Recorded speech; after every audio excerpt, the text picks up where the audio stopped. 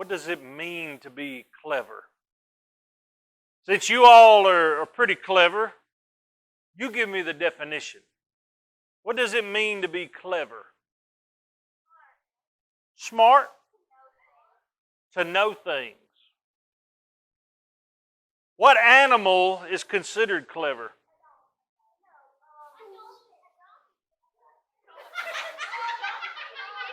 Wow.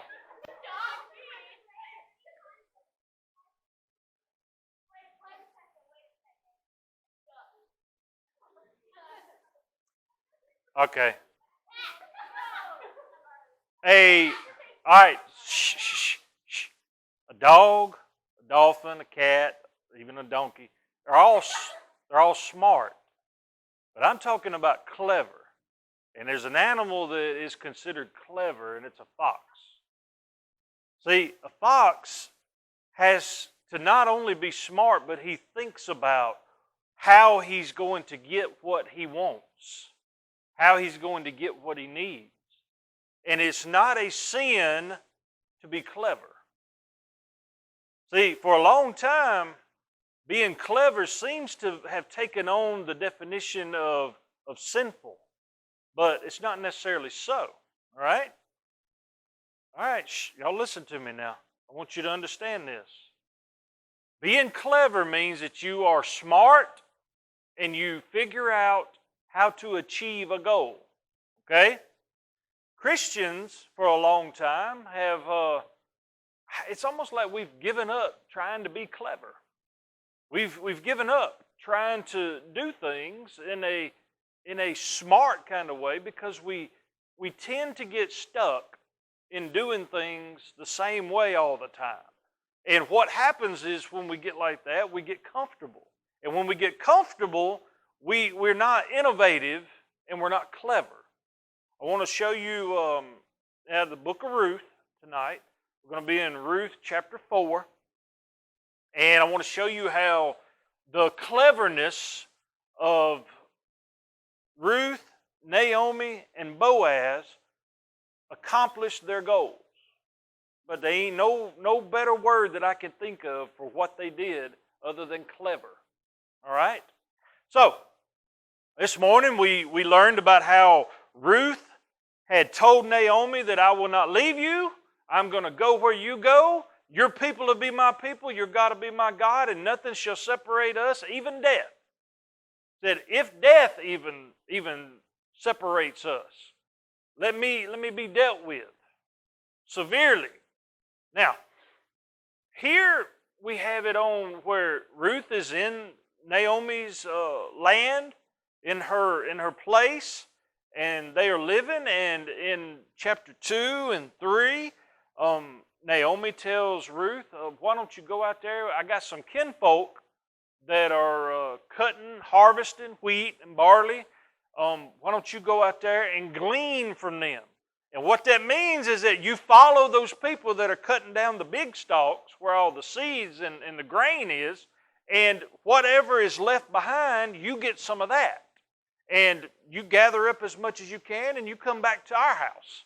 And that's what we're going to live off of. He's going to provide for it. He should be all right with it. So she goes out there, and Boaz, the guy who's in charge of the whole outfit, he notices her, and he notices her character, all right? He notices that, she's a nice individual. He also notices that she's from another place. He notices that she's different.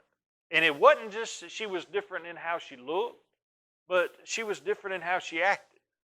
He also knew who she was, and he knew about her commitment. So she was known for all the right reasons. So he tells his workers, he's like, listen here, ain't nobody going to harm her. You understand what I'm saying? Ain't nobody going to harm her. All right? And they were like, all right. And he said, and by the way, it would be all right if you dropped some along the way so that she could get a little extra. All right? And they was like, all right. Now, Naomi told her to go, and that wasn't where the cleverness came in. Because that was just simply what all the young ladies did. They went and gleaned whatever they could get. They picked up what was left over. That's how they lived. Okay? This is where the clever part come in. It was custom on the threshing floor for the guys that was in charge, the guys that had stuff. A young lady would come and make herself available by going up to him and uncovering his feet in the middle of the night and just laying there at his feet. It was a weird custom. That's just what they did. You know, I mean, I don't know if they have that. I hadn't looked in a while, or ever actually. But on eHarmony, is that a box you click? Willing to uncover feet and lay at their feet? You know, when y'all are dating, it's been a long time since we dated. We didn't ever do that. Did y'all ever do that? Did you lay at Mr. Lynn's feet?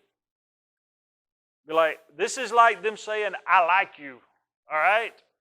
I'm available. Here I am. Now, that took Naomi being kind of clever. Because Ruth was just fine and dandy with just picking up what was left over. She was not eager about making a life for herself or anything like that. She was committed to being there for Naomi, and she was fine with that.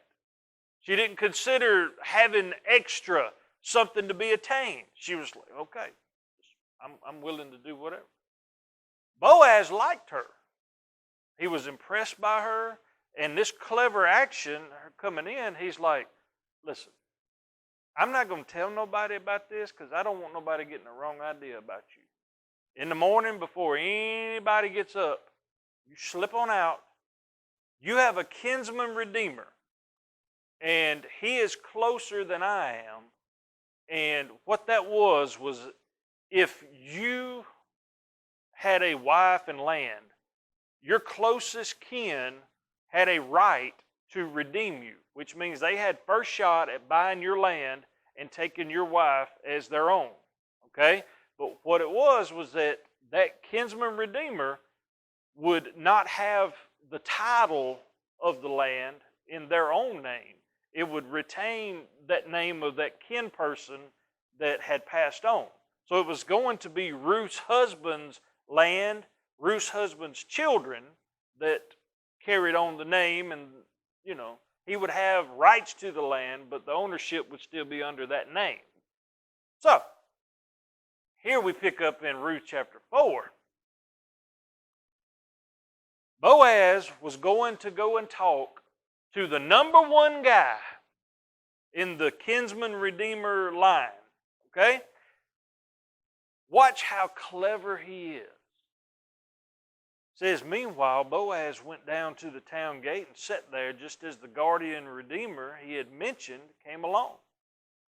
Boaz said, come over here, my friend, and sit down. So he went over and he sat down, and Boaz took 10 of the elders of the town, and he said, you sit here, and they did so.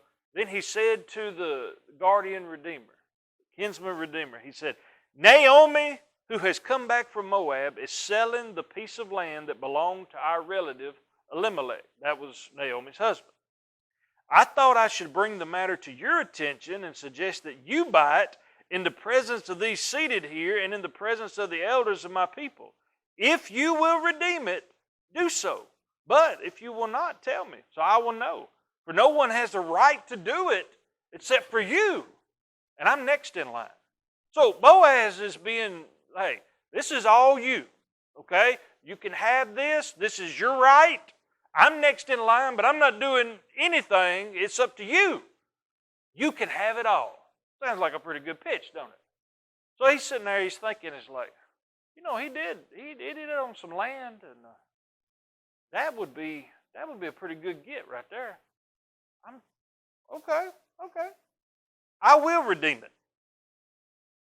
In verse 5, Boaz says, now on the day you buy the land from Naomi, here comes that cleverness.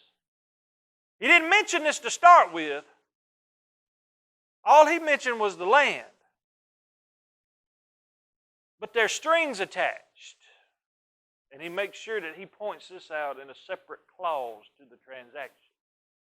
Now listen, you finna get somebody else's wife.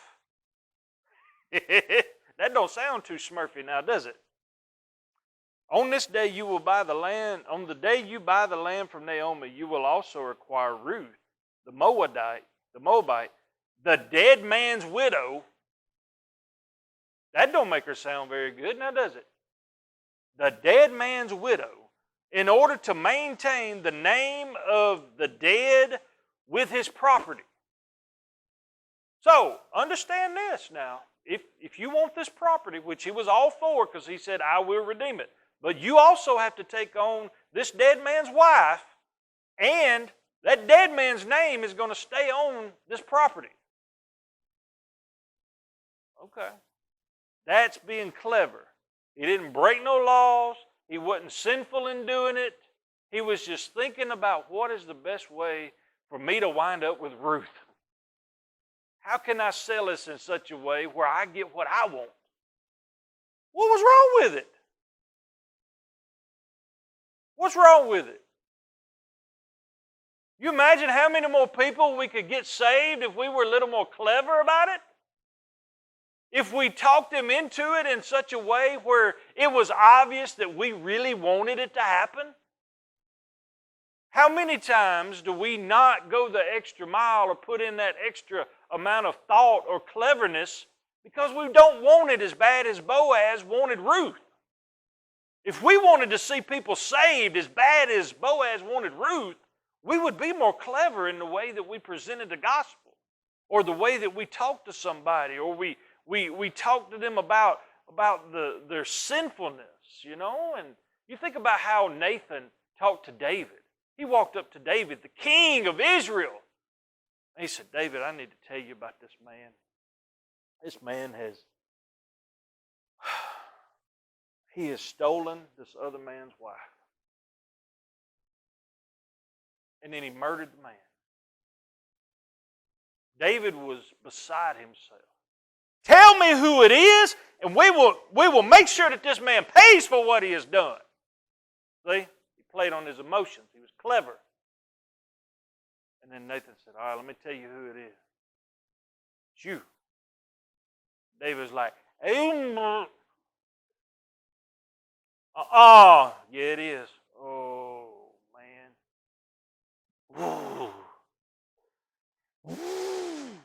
Yeah. You can't escape from it, right? He was clever about it. He didn't just come in there saying, David, we need to talk. You have fallen into sin. David would have been defensive from the start. But since David showed his hand at how indignant he was towards that sin, he couldn't act like it wasn't a big deal anymore after that. It was pretty obvious. Nathan cared about his soul. And Nathan went about it in a clever way to get him to see the sin in his life. Well, back to Boaz. He told this guy,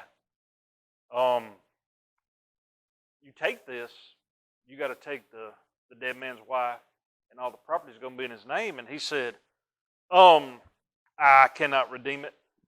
I cannot do it because I might endanger my own estate. So you redeem it yourself. I can't do it. He changed his mind. He might have already had a wife. He might have already had kids with that wife. And if he didn't know, she might have had some kids. And if he married her, then they were going to inherit it all. It was so many different scenarios that this guy was like, I'm not even getting into this. The Boaz presented it in such a way where it made the man reconsider. He was clever. Have you ever made somebody reconsider the life that they're living and helped them to see a better way? Or maybe helped them to see that this option in front of them is not the right way. Sometimes we have to be clever about how we present things. And that's what Boaz did. So this guy is like, I'm out. And then comes the freakiest of all traditions I have found in the Bible. All right? Well, there is another one that kind of related to this. Let me tell you. It says in verse 7, now earlier on in times in Israel, for the redemption and transfer of property to become final, one party took off his sandal and handed it to the other. This was the method of legalizing transactions in Israel. We got a deal, here's my shoe. That's what they did. Now I want you to understand, if they were still living on the Deuteronomical law, the law out of Deuteronomy, that would have been a better way to say it instead of making a word up. If they were still living under that law, Ruth had the power to object, and she could have taken this unnamed kinsman redeemer's shoe and spit in his face and rejected the offer herself. But she didn't have no say-so in it. The rules have changed. All right? Anyway, so the way these two dudes sealed the deal, one of them handed the other one their shoe. Boaz had all of these witnesses gathered up. He brought the elders because he knew there was fitting to be some shoe swapping, and he wanted some witnesses because he knew this guy wasn't fitting to take on all this excessive baggage. He knew it. He was clever. So, shoes is handed, and he told the guy, buy it yourself, and he removed his sandal. Then Boaz announced to the elders and all the people, today you are witnesses that I have bought from Naomi all the property of Elimelech, Kilion, and Mahlon. I have also acquired Ruth, the Moabite, Mahlon's widow, as my wife in order to maintain the name of the dead with his property, so that his name will not disappear from among his family or from his hometown. Today you are my witness. If you want people to witness something awesome happening, then it's not going to be sinful and unscrupulous. That kind of stuff you do without witnesses.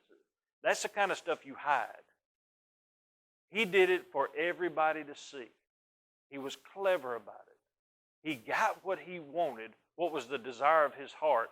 And I believe that Boaz was so close to God, God let the desires of his heart become real. And I think that God is the one that gave him this clever way about doing it. When's the last time God showed you a better way to do something?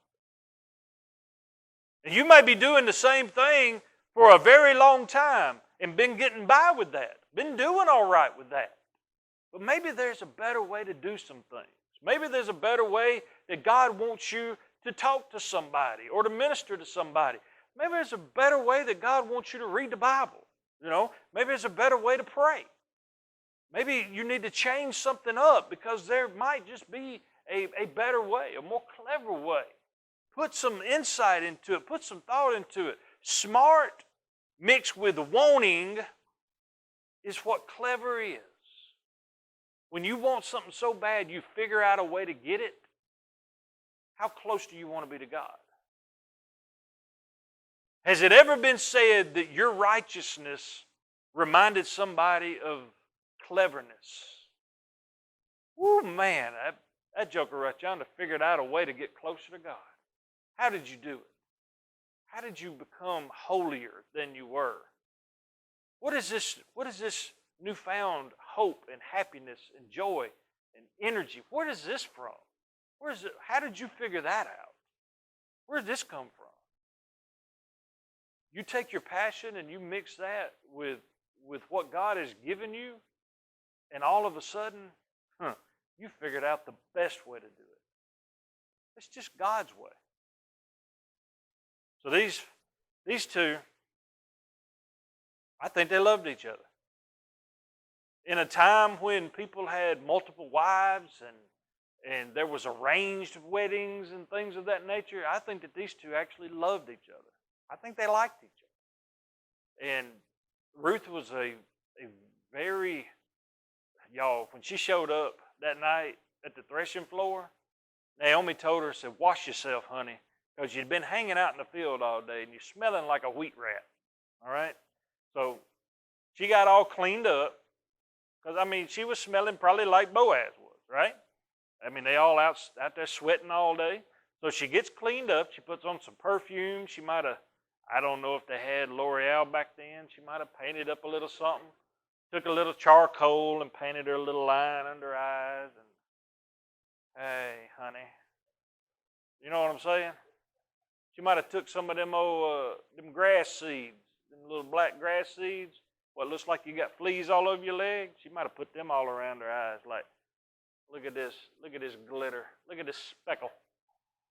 All right? She got made up. Smelled nice, looked good. Boaz, he woke up and he was like, man, my feet are cold. And then he looked down there and he's like, whoa. This Moabite woman right here, how can I get her? I don't even care that she's still going to have her husband's name. I'm in love. You think back when you first fell in love with your significant other. You would have done anything. In that moment, you were probably the most clever you have been your whole life. You thought of the smoothest line. You thought of the best techniques. Yeah. You would write the best notes. Applied that mode of cleverness to evangelism. How bad do you want to see somebody saved? Is it as bad as you wanted your spouse? I mean, come on, y'all. Dudes, y'all would go and buy flowers or pick flowers. Now you just spray Roundup. You know?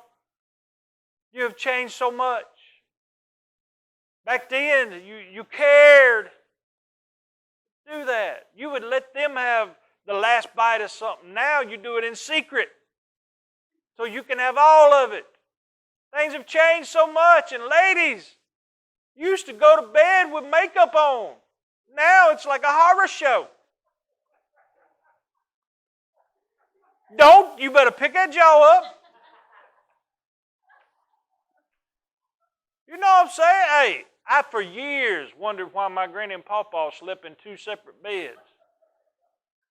We go spend the night with them. All our cousins we always had another cousin about the same age. One of us slept with granny, the other one slept with pawpaw. And they didn't ever sleep together. Like, what? Do y'all always sleep apart? Yeah, because he's got his bed jacked up like that, and he snores like a train coming by. She's got on all of this stuff and like a mask she puts on and a big old sack she puts on her head. Why would you want to sleep beside that? The availability says, So, what do? Separate beds. You might as well get another room, right?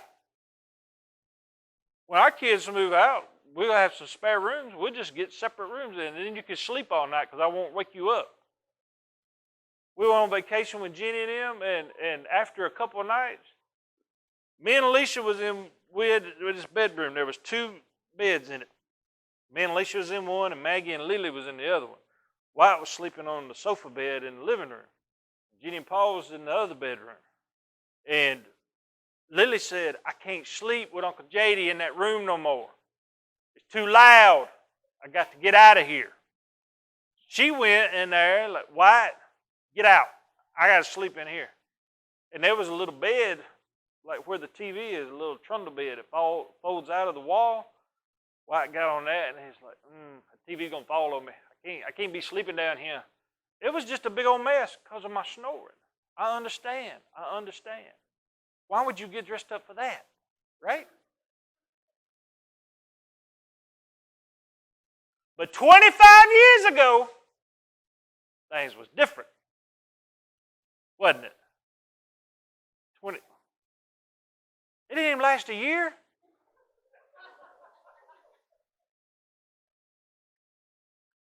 We had a very short honeymoon. After we'd been married about 5 months, she was pregnant with Luke. So God gave us a child very quickly on in our wedding, in our marriage. And the dressing up quit pretty quick because the crying started. First by me, then by him, then by her. And the cleverness just left. So how do you get that kind of cleverness back? Hmm? Y'all, it's all about your want. If you want it, you'll figure out a way to get it. If you want to see somebody saved, if you want your life to change, if you want it bad enough, you're going to figure out a way to get it. That is something that God created in all of us human beings. He's given us the ability to be some crafty people. We can figure things out. We are problem solvers, you know, and we are made in God's image. Is there anything that God hadn't figured out? It says God has everything figured out, and we're created in His image. We should be pretty clever, shouldn't we? We should be able to figure things out. So that's what I leave you with tonight. If there's something you've been struggling with, something that you need to figure out, I think that God has given you the ability to figure it out. Do you want to figure it out? I think that's the issue. Be like Boaz. Be like Nathan. Be like you were at one point in your life. And be a little more crafty, you know? Yeah. That's all.